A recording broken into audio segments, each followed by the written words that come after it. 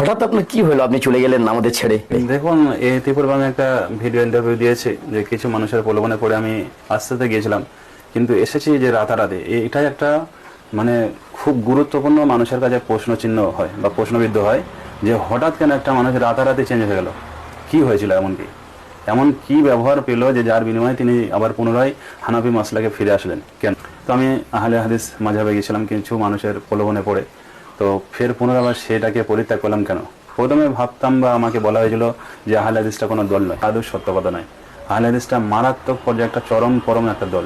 আচ্ছা আচ্ছা, যদি না তাই হবে, দেখুন আমি আহলে হাদিস মসজিদ ছেড়ে বাড়ি এসেছি, আমি নামাজ কালাম পড়ছি সারাদিন 16 ঘন্টা পর্যন্ত এখনো কেতাব পত্র নিয়ে বসে থাকি। আলহামদুলিল্লাহ। আমার ঘরে আপনারা দেখছেন যে 3 আলমারি কেতাব আছে, তো ওখানেও দেখলেন আমি পড়ছিলাম, সে অবস্থায় কিনা সে ইন্টারভিউ দিচ্ছি।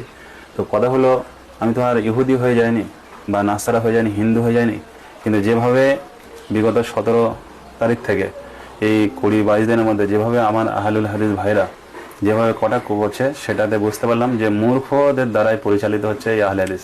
একদম পুরো সম্পূর্ণ স্যুট প্যান্ট পরা, শার্ট স্যুট পরা লোক, তারা এই দলটা বা জামাতটাকে পরিচালনা করছে।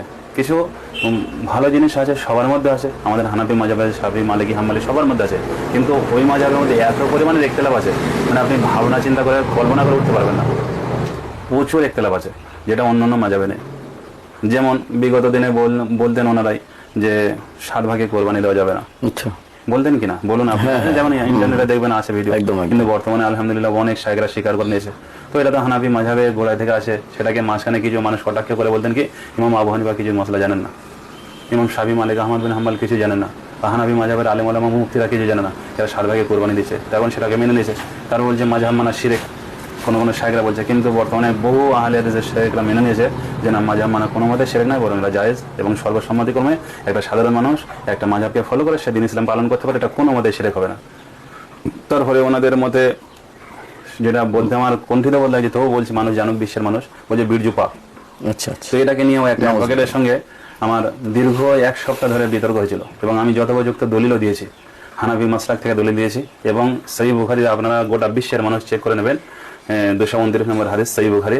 তো ওনারা তো বুখারী দলিল দেন, কিন্তু যখন ওনাদের গাদ দিয়ে যাবেন তখন আর এই বুখারী ওরা মানবেন না, তখন বলে অমুক শায়খের ভিডিও দেখেন। তখন আমি বলেছিলাম যে কারো অপব্যাখ্যা শোনার মতো আমার সময় নেই, আমার কাছে সেই লেখাগুলো এখনো আছে, তার হোয়াটসঅ্যাপে আমার কথা হয়েছিল। তো শুধু তাই নয়, ইয়া ছাড়া আখলাকের দিক থেকে ধরুন নামাজের 4-5টা বিষয় নিয়ে দ্বন্দ্ব, নামাজে হাজার মশলা আছে, 4-5টা বিষয় নিয়ে দ্বন্দ্ব আছে। এই 4-5টা বিষয় যে দ্বন্দ্ব দেখাচ্ছে, ইয়া ছাড়া আর কি শরীয়তের সারা শরীয়তের আর অন্য কোনো বিষয় নেই? সবচেয়ে মানুষের উত্তম জিনিস যেটা, সেটা তার আখলাক। যে 4 বছর, বিগত 4 বছরে আমি 40 বারের মতো খুতবা দিয়েছি যে হিংসা না করা, যেটা আমি আমাদের ভাইদের মধ্যে অহরহ দেখতাম, এত পরিমাণের হিংসা, যে হিংসা মানে বলার মতন। আমি বলতাম যে হিংসা এমন একটা পাপ, ধরুন জেনা, ব্যভিচার, সুদ, ঘুষ করলে গুনাহ হয়, তার সমপরিমাণ একটা গুনাহ হয়ে থাকে, তওবা করলে আল্লাহ ক্ষমা করে দেয়, যদি ওটা ইসলাম সাপোর্ট করে না। কিন্তু আমি বলতাম যে হিংসার বিনিময়ে এমন একটা গুনাহ যে হজ, যাকাত, তাসবিহ, তাহলিল সব খেয়ে শেষ করে দেয়, এটাকে আপনারা করবেন না। কিন্তু কোনো মতে আমি 4 বছরে একটা মানুষের মধ্যে থেকে হিংসার খুতবা দিয়ে তাকে পরিবর্তন করতে পারিনি।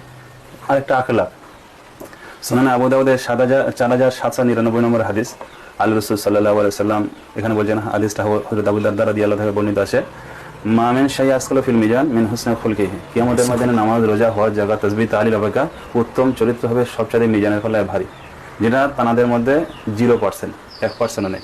তো যার বিনিময়ে আমি দেখলাম যে বাংলার জমিনে আমাদের ফুরফুরা সিলসিলার যে অনুসরণকারী মানুষরা আছে, হানাফি মাসলাকের যে অনুসরণ করা আছে, এখানে দাদা হুজুর তার কোনো তার এক্সট্রা কোনো ফতোয়া দেননি। তিনি কোরআন, হাদিস, ইজমা, কিয়াসের ভিত্তি করে রুহুল আমিন সাহেব রহমত, আশরাফ আলী থানভী রহমত, রশিদ আহমেদ গাঙ্গুহি সাহেব রহমত, তারা যেভাবে বাংলার জমিনের ধর্ম প্রচার করেছে সহজ সরল পন্থায়, তো সেই হিসাবে সেই পন্থায় মানুষের কাছে পৌঁছে মোটামুটি তাদেরকে ইসলামমুখী করা, এটাই উদ্দেশ্য। আমি সেরকম নিয়ত নিয়ে পুনরায় আবার হানাফি মাসলাকে ফিরে এসেছি, যাতে মানুষ বুঝুক, জানুক, শিখুক, এবং ধর্মটাকে তারা পালন করার চেষ্টা করুক। বিশেষ করে দেখুন ভাইজান, আপনি আমার তবলিগ ভাই, আমি একজন ফুরফুরাবন্দি ভাই, আমাদের মধ্যে একটা মিল মহব্বত আছে, আমরা প্রত্যেকে হানাফি মাসলাকে ফলো করে চলি, এবং এই কারণে সালাম কালাম হয়। তো একটা মাওলানা মুফতি মানে তার কাছে সমস্ত জাতির মানুষের আসবে, কিন্তু কিছু দলমত আছে তারা কারোর সঙ্গে মিশতে চায় না, সেটা আপনারা বুঝে নেন, কারোর সঙ্গে মিশতে চায় না, চলতে চায় না। আমি দেখেছি আমাদের কিছু ভাইরা আছে যে মাকালদার মাথায় জানাজা হচ্ছে, অথচ 100 ফুটের মধ্যে আছে, সেই জানাজা তার এসে শরীক হতো না।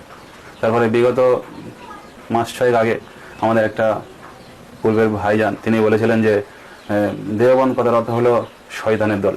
এই কথা বলার পরিপ্রেক্ষিতে তার দোকান পর্যন্ত উচ্ছেদ হয়ে গেছে এবং কাশিমির সাহেবের ওখান থেকে যত বার হয় সব একটা বিশ্রী ভাষা ব্যবহার করেছিল, যার কারণে তাকে ওই দিনকে পেলে প্রচণ্ড প্রহার করতেন এবং তার দোকানটা লুটপাট করে দিয়েছে।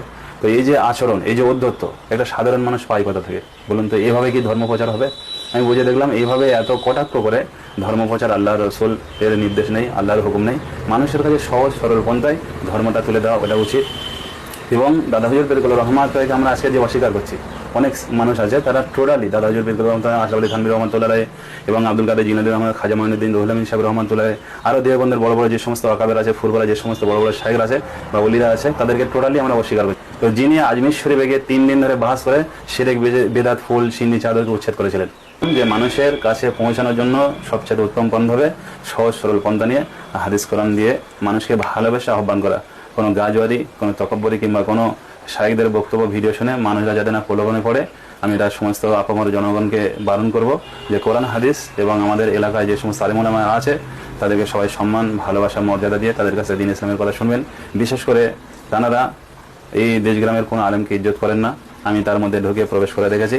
এবং আকীদাগত, মানহাজগত ব্যাপারে অনেক কিছু পার্থক্য আছে যেগুলো তাদের সঙ্গে আমাদের খুবই সাংঘর্ষিক। তাদের আকীদা আছে আল্লাহ রসুল সাল্লাল্লাহু আলাইহি সাল্লাম মারা গিয়ে মাদের সঙ্গে মিশে গেছে, তিনি কোনো উম্মাদের সুপারিশ করতে পারবে না। বলুন, এই যে আকীদাটা আমরা মেনে নিতে পারবো? কোনো মতে পারবো না।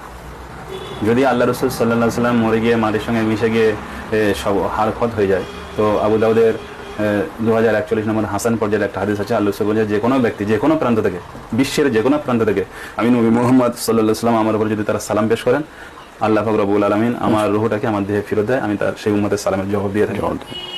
তাহলে যে আকীদাটা তাদের আছে যে মুহাম্মদ সাল্লাল্লাহু আলাইহি ওয়াসাল্লাম মারা গিয়ে মাদের সঙ্গে মিশে গেছে, ভস্য হয়ে গেছে, শেষ হয়ে গেছে, তিনি আর উম্মতের কোনো নাজাত দিতে পারবে না, কোনো সুপারিশ করতে পারবে না, এই যে হাদিসটা আছে হাসান পর্যায়ের হাদিস, তারা তো অনেক সময় চিল্লে চিল্লে গোলা জোরে করে বলে যে এই বিষয়ে কোনো মওযু হাদিস নেই। তো মওযু হাদিস থাকলে কি পালন করবে তারা? আমার একটাই প্রশ্ন। ঠিক আছে, দ্বিতীয় প্রশ্নটা আপনার কাছে এটাই যে অনেক সাথীকে আপনি আহলে হাদিস বানিয়েছেন, আমাদের অনেক ভাইজান আহলে হাদিস বনেছিল, তাদের মানে কি হবে তাদের? আমি আশা করব তাদেরকে আবার পুনরায় দাওয়াত দিয়ে ভুল ভ্রান্তির মধ্যে না থাকে পুনরায় হানাফি মাসলাকের মধ্যে আবার পুনরায় আসুক। আচ্ছা, কেননা শরীয়তের বিষয়টা বুঝতে গেলে টোটাল হাদিস কোরআনের সামনে রেখে যেভাবে মানুষকে সেই জামানায় তারা মসলা মাসাল তৈরি করে দিয়ে গেছিলেন, আমাদের দ্বারা কোনো মতে সম্ভব হবে না, বোঝাও সম্ভব হয় না, আর আমল করা সম্ভব হয় না। সেই হিসাবে 4 মাযহাবের ইমাম 4টে রাস্তা তৈরি করে দিয়ে গেছে, যে কোনো একটা রাস্তা দিয়ে মূল গন্তব্যস্থলে পৌঁছানো যাবে আলহামদুলিল্লাহ। কলকাতা একটা গন্তব্যস্থল, কেউ ট্যাক্সিতে যেতে পারে, কেউ বাসে, কেউ ট্রেনে, কেউ বাইকে যেতে পারে। তো 4টে মাযহাবের যে 4টে পন্থা বা রাস্তা আছে, 4টে পন্থা গন্তব্যস্থলে এক আমাদেরকে আল্লাহকে খুশি করা বা আল্লাহকে পাওয়া, আখিরাতে মুক্তি পাওয়া। তো আমি বলবো আমার সমস্ত ভাইদের কাছে যে আবার পুনরায় হানাফি মাসলাকে ফিরে এসে নতুন করে তওবাদিল্লাহ করে আমল করা দরকার, কেননা নিশ্চয়ই তারা মুক্তিপ্রাপ্ত, আল্লাহ পাক তাদেরকে মুক্তি দিয়েছেন এবং আমরা দোয়া চাই যে জান্নাতুল ফেরদৌস নসিব করুন এবং আমরা তাদের অনুসারী হয়ে আমল করে বাকি জীবনটা অতিবাহিত করতে চাই, এটাই আমাদের মূল উদ্দেশ্য। এবং আমাদের এই পরিবেশে আলহামদুলিল্লাহ হানাফি মাসলাক আছে পৃথিবীর 3/4 মানে 1/4 ভাগের 3 ভাগ হানাফি মাসলাকে ফলো করে, প্রায় 75% ওয়ার্ল্ডের মধ্যে। তো আমি বলতে চাই যে আমরা পুনরায় হানাফি মাসলাক কোরআন হাদিসের বাইরে নয় আলহামদুলিল্লাহ এ টু জেড। এবং ইমাম আবু হানিফা রাহমাতুল্লাহ বলে দিয়ে গেছেন এই সাল হাদিস হওয়া মাযহাবি, হাদিস যখন সহি হবে সেটা আমার মাযহাব হবে। এত সুন্দর কথা কে বলতে পারবে? কিন্তু কিছু কিছু মানুষ আছে সহি হাদিসকে নিয়ে জয়ী বানিয়ে দিচ্ছে।